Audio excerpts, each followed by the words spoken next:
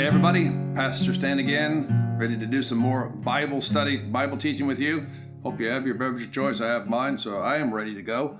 We're going to talk a little bit today about where to start reading the Bible, where to start studying the Bible. I mean, the Bible's so big. Okay, so what are we going to do? Well, we're going to start at a certain place, and I'm going to show you at least what I do. And as always, like and subscribe, and we'll get the word out. Okay, so here's the thing. Where to start? The Bible's so big. Oh my goodness, preacher, where am I supposed to start? Well, here's the thing, and this is important. Now, recently we looked in our teaching about who am I to read the scripture. Who am I really? Am I just an innocent bystander? Am I just somebody, reading a book on a shelf or something like that? Well, once I determined that, okay, somehow God is going to speak to me through this word. He's going to speak to me. It's not just a book on a shelf, but somehow God is speaking to me through these words. All right. So then who am I to hear the words? Who am I exactly?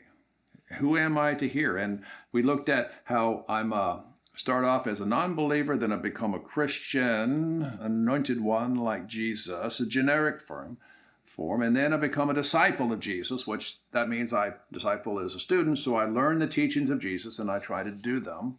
And then also I find that the Bible teaches that I'm a child of God, that I am a son or a daughter of God, and that God is our Father, and that Jesus is our elder brother. He's my elder brother.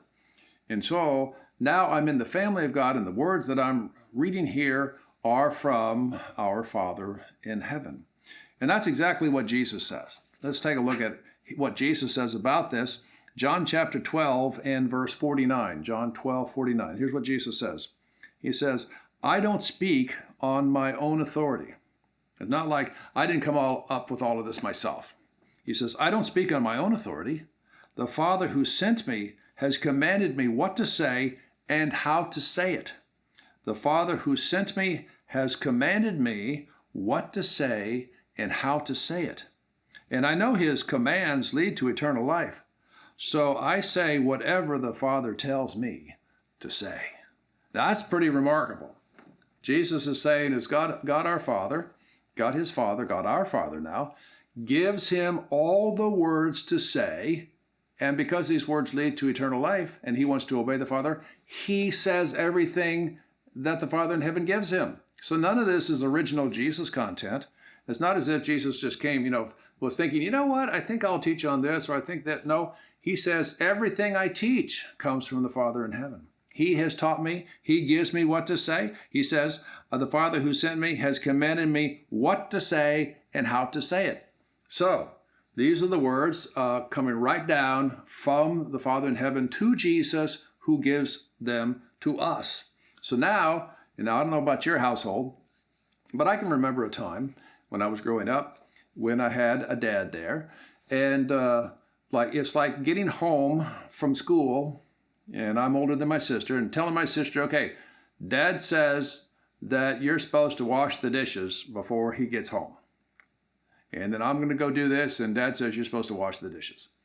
Well, what do you think my sister did? Well, gosh, Dad said I'm supposed to wash the dishes. I better wash the dishes. You see? Jesus says this is what Dad says. Jesus, our elder brother, tells us what Dad says. Dad says, do this, don't do this. That's what Jesus is saying, because those words come from the Father in heaven. He's giving us what our Father now is saying. So when I approach these words of Jesus, these are words that are straight from the Father in heaven.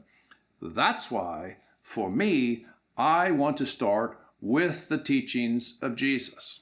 Now, a lot of times people make the mistake, I think it's a mistake. Well, they get the Bible, they're all excited, they accepted Jesus, and now they're going to start in Genesis. Well, that's pretty interesting. There's some interesting stuff. Then they get up to Numbers, and it's like, begat this and begat that, and this genealogy, and I'm thinking, no, I can't read any more of that. So, if I know that the Father in heaven has given his direct message to Jesus, and I'm a disciple of Jesus, I'm a student of Jesus, so necessarily I should know the teachings of Jesus, which come directly from our Dad in heaven, then I would want to start with the teachings of Jesus. And so the teachings of Jesus are combined together in 4 different gospels. We call them. Gospel means good news: Matthew, Mark, Luke, and John. Matthew is the first one, Mark's the second, Luke's the third, John is the fourth. And the first 3 are what's called chronological. They follow the story of Jesus from his birth or his baptism to his crucifixion and resurrection.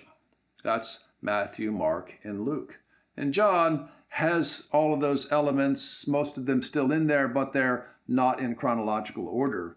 They're in a different type of order to prove a different type of point. And if you read John, you'll know what I'm saying. So where to start? Well, I'd like to start with Matthew. I like to start with Matthew and just start reading Matthew. Look, focus, concentrate on the words of Jesus, which, depending on what Bible you have, will be in red. And quite frankly, my friends, for a beginner Bible reader and studier, I suggest finding a Bible that has the words in red.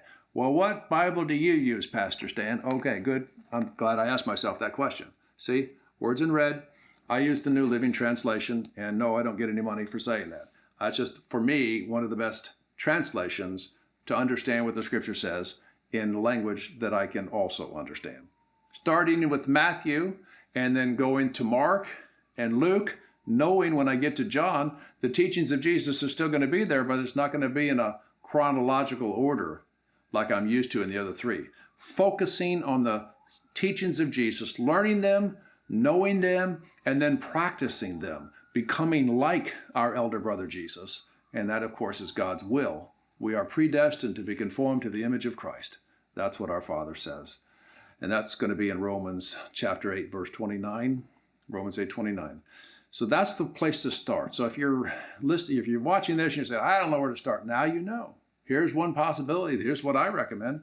Start with Matthew. Learn the teachings of Jesus, because we are the students of Jesus. All right, my friends, got another edition, another Bible study coming up here, number 4. You might enjoy that as well. Until then, we'll see you next time. And make sure you tell people, please subscribe to Pastor Stan's channel, because it's really good. Well, at least I hope it is. And I hope it's a blessing to you. So, see you next time. Bye.